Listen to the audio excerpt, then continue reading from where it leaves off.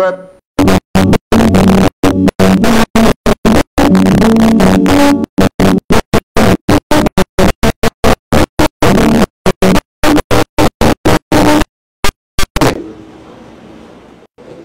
L'histoire est une enseignante et c'est en cette qualité qu'elle convoque aujourd'hui le peuple haïtien autour de cette date du 7 février qui rappelle la fin de la dictature des Duvalier, un événement majeur qui aura marqué à jamais la vie politique de notre République. L'autorité de l'histoire se construit avec les dates qui permettent aux sociétés humaines de se situer entre le relief du passé et un présent à élargir sans cesse. C'est donc une démarche intellectuelle qui participe à la formation de la conscience de l'homme, toujours dans le besoin constant de saisir le mouvement de son évolution pour se projeter dans l'avenir. 36 ans déjà. C'est le temps de l'inventaire. C'est aussi le temps d'une génération qui a droit à des explications. Il est donc important de revoir les idées qui ont entouré le 7 février 1986, celles qui ont appelé une civilisation du nouvel être haïtien déterminé à redevenir propriétaire de lui-même pour être artisan de son pays. La Constitution du 29 mars 1987 aura été cette œuvre qui annonce le nouveau régime politique que les Haïtiennes et les Haïtiens ont choisi librement pour régler la vie institutionnelle dans leur pays. Le constat aujourd'hui, malheureusement, est que la démocratie a été détournée en faveur du populisme qui traduit un manque d'horizon greffé sur un fondement intellectuel qui n'a pas été à la hauteur des aspirations.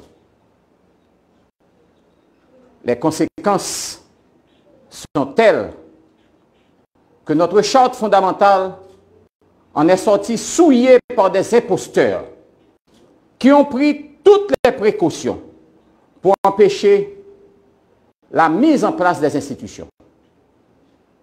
Or, la culture repoussée cède toujours sa place à la barbarie. Et c'est ainsi que notre pays est devenu un lieu désert, orphelin de son président assassiné, lâchement assassiné, pour qui encore aujourd'hui nous demandons justice. Avec son Parlement réduit au tiers du Sénat et son pouvoir judiciaire qui résiste à l'asphyxie. La République d'Haïti est de facto aujourd'hui.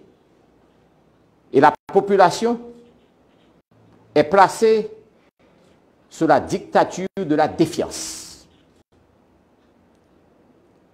À la faveur de ces circonstances, et de manière très peu orthodoxe, en marge de toute légalité, la réalité du pouvoir est saisie par le Premier ministre qui n'est pas parvenu à l'exercer.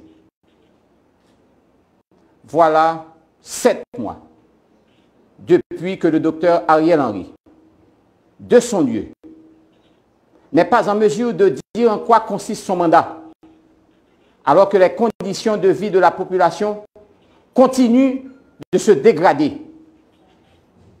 L'État, qui n'a pas l'autorité, est donc incapable d'agir sur les sécurités et par conséquent inapte à préparer, bien sûr, et organiser de bonnes élections. Le pouvoir, en général, se reconnaît à son exercice.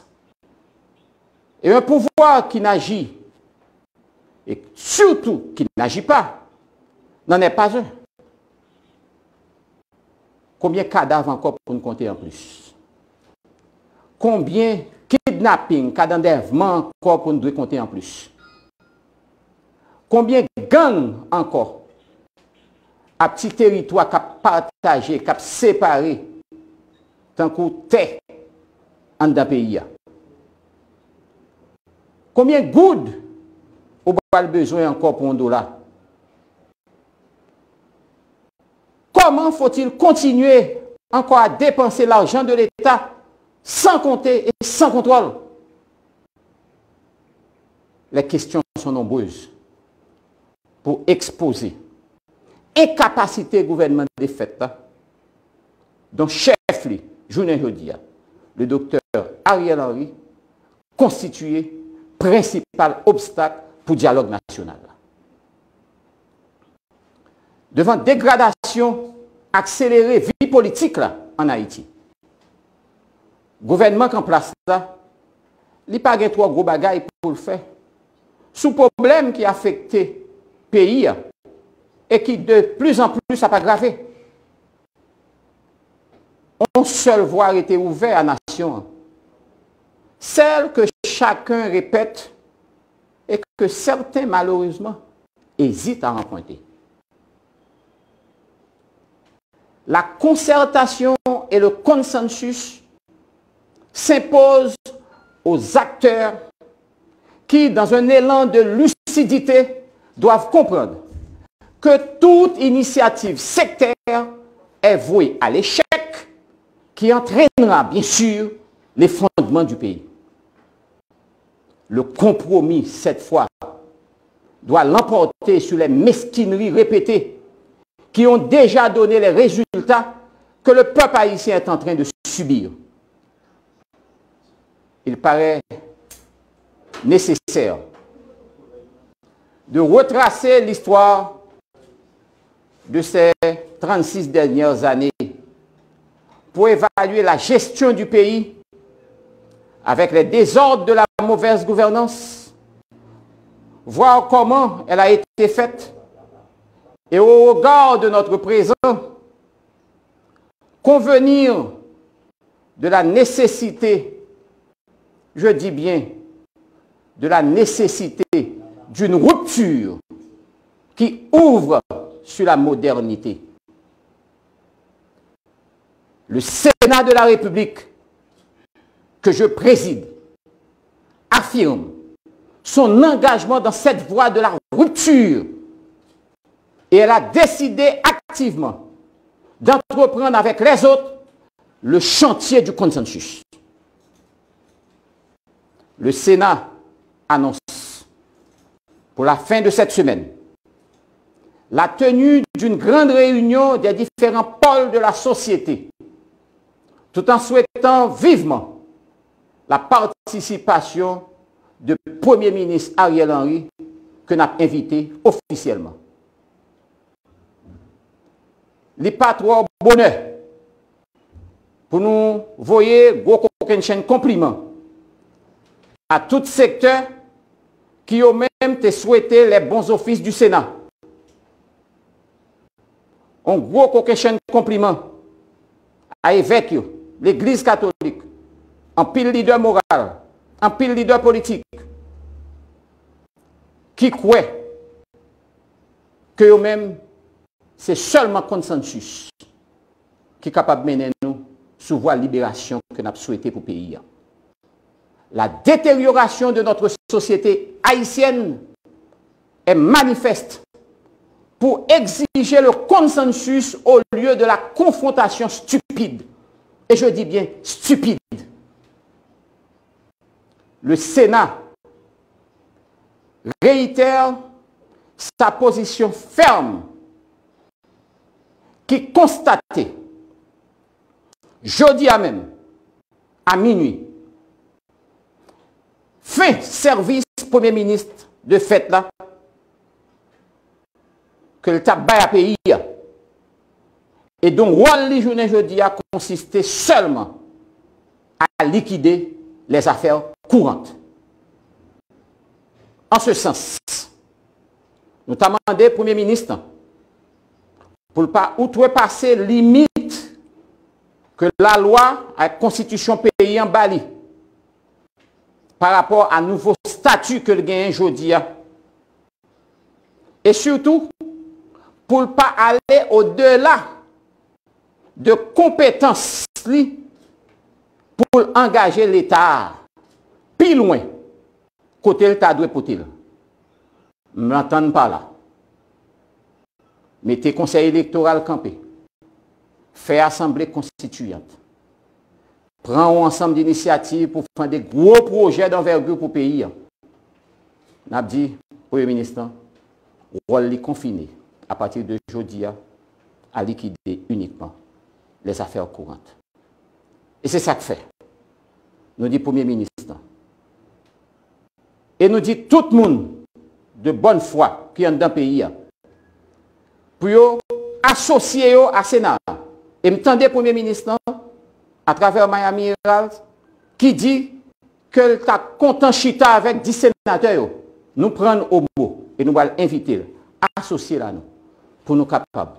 Bon côté CSPJ, bon côté tout acteur qui gagne accord, qui gagne consensus pour que définitivement nous mettions le pays de l'autre côté. Ça pays à vivre là, il n'est pas mérité. Pour l'autre monde qui a encouragé pour le Premier ministre, aller dans la mauvaise voie, n'a dit, ce n'est pas plus bon voie.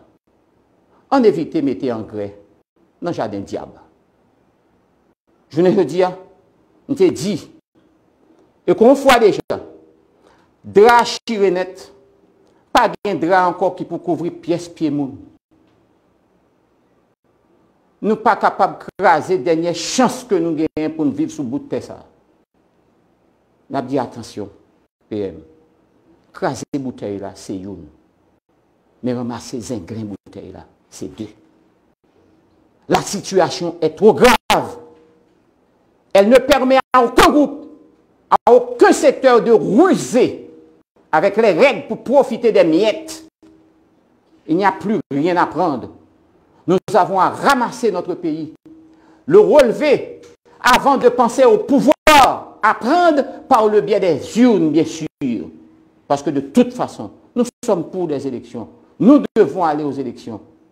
Nous devons réunir les conditions indispensables pour la tenue de ces élections. Et cela doit passer obligatoirement et nécessairement par la tenue de ce congrès de consensus.